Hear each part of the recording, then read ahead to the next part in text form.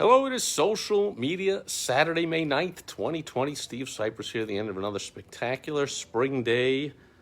Still on the hot side. Temps near 100 degrees here. I hear it's cooler in other areas in the U.S., specifically where I lived almost my entire life in the north and the northeast. So I wish you well there. And, of course, wish you were here. But anyway, so viral videos. Greg is here. Good seeing you. Of course, now people think, of course, you want to go viral on video, but you want to go viral for the right things. You don't want to be going viral in a negative way.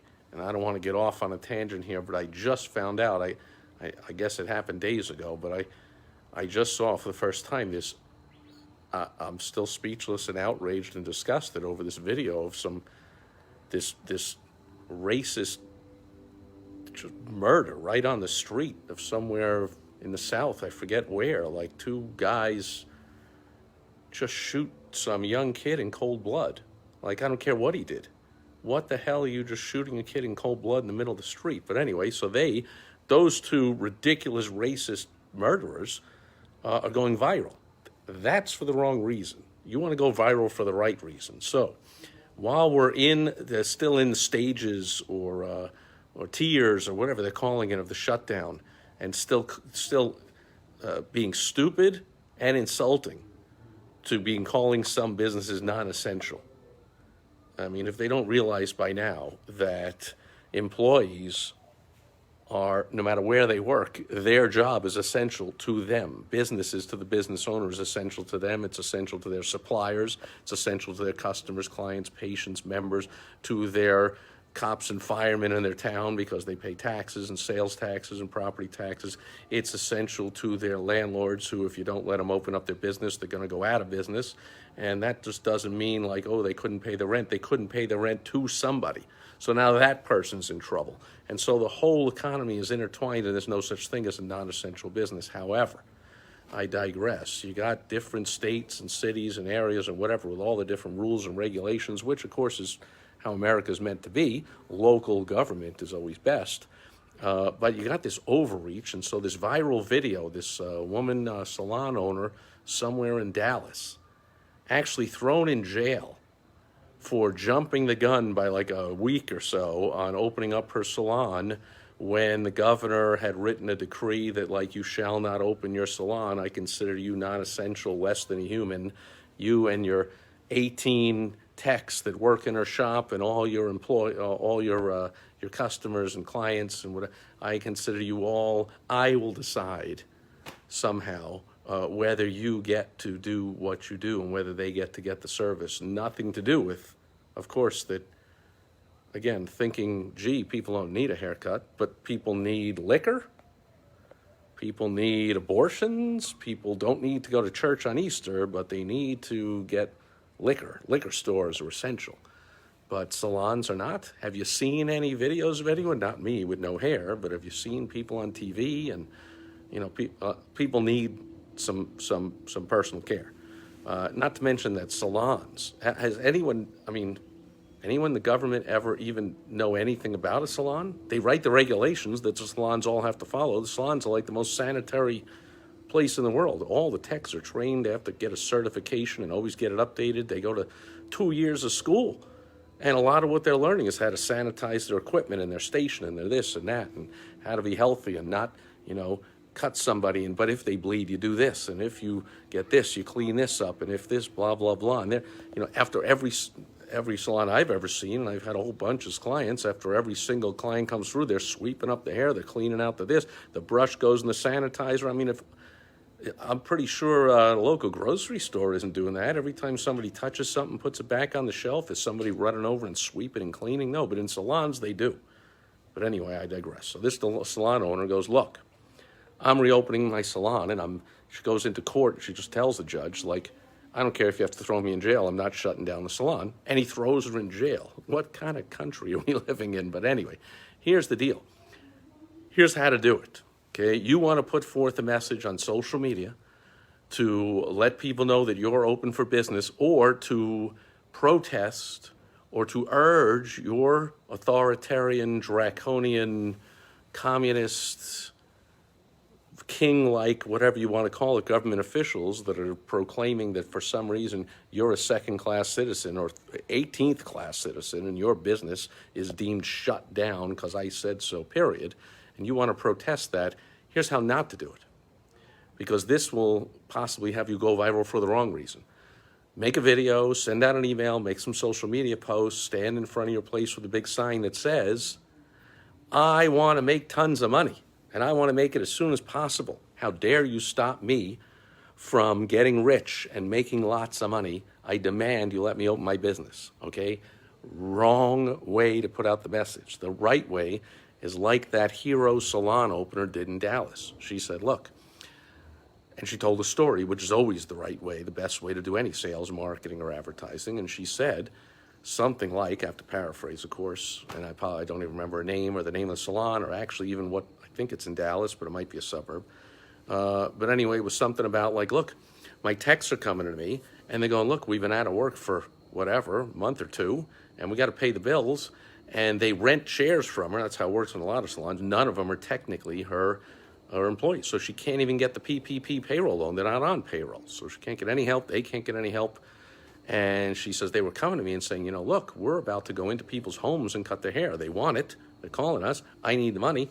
I know it's illegal, but we're going to go do it. And likely not really going to get in trouble from it with the law, as you are apparently getting thrown in jail for opening a salon, which is clear and audacious and right there out in the open. And she said in her message, and I think she said it in the court to the judge, look, for their own safety, I can't let them do that. That's not a sterile environment. Who knows? We didn't clean the place. We didn't disinfect before we went in there. My techs might get sick. There's not the right lighting to cut the hair. There's not the right atmosphere to cut the hair. Who knows if they slip on the floor because the floor is not the right type of, I mean, she didn't get in all the details, but that's the point. When you cut, again, I know a lot of hair cutters that will cut in people's homes, but it's always a risk. They carry extra insurance from it. They're taking a risk because the environment is not ideal like it is in a salon. And she said it's just not the safest. But that's not even, that's pre-virus. When you got a virus, you're going to have your techs go into 20 different homes in a day that you have no idea who's been in and out of that home, and is it sterile, is it not? Like, that's crazy. She can pretty much control the complete atmosphere in the salon, so that's one reason she gave. For the health of my technicians, I had to open up. For the economic benefit of my technicians, I had to open up. They got to put food on the table. They've been out of work for 7 weeks. They don't own a business. They can't get funding. They can't get loans. They don't have money saved up. They're not like me. I'm the owner of the business. They're employees. They live in paycheck to paycheck, and you've taken away their paycheck for 6 weeks, and all you gave them was a $1,200 check. They're going to find a way to go to work. By the way, this is the exact same argument, this is the same argument that they use for the pro-abortion people, right? If we don't allow legal, safe, clean abortions, people are going to go in the back rooms and use the coat hangers and do all that kind of stuff and get the back room abortions like they did 50 years ago or 40, whatever, before Roe v. Wade, 40 years ago.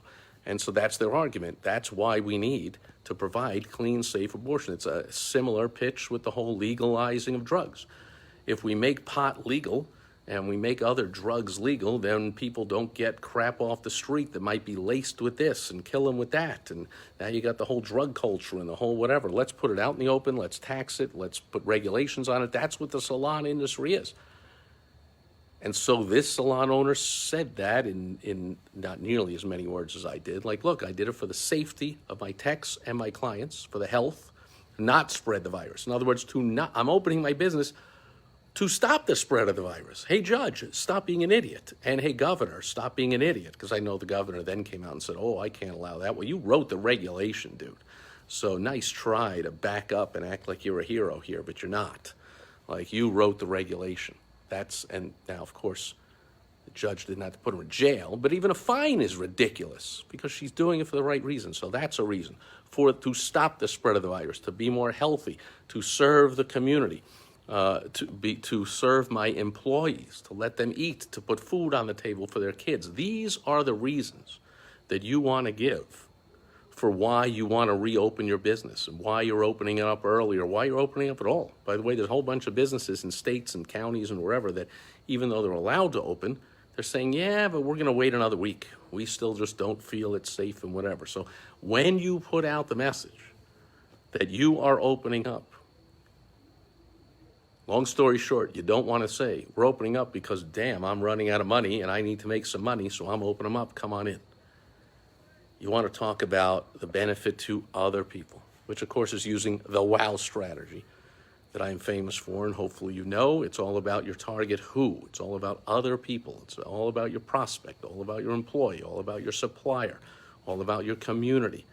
But if you make it about you, you could go viral in a negative way. You make it about others, like this woman in the salon owner in Dallas, national hero, goes viral in a positive way. That's my advice to you today on Social Media Saturday. I hope you take it. You want more help with how to profit, survive, thrive, come out smelling like a rose through all this chaos, because if you think the chaos is ending just because, we're starting to open up the economy, the chaos is just beginning.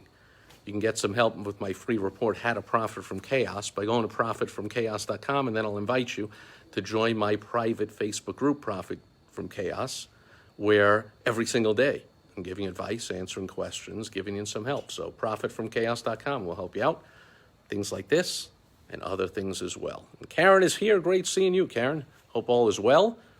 Give a shout out to my favorite bar profiteer, ARG, maybe. And I will catch you. That was terrible, wasn't it? Karen's just laughing at me now. And I will catch you tomorrow.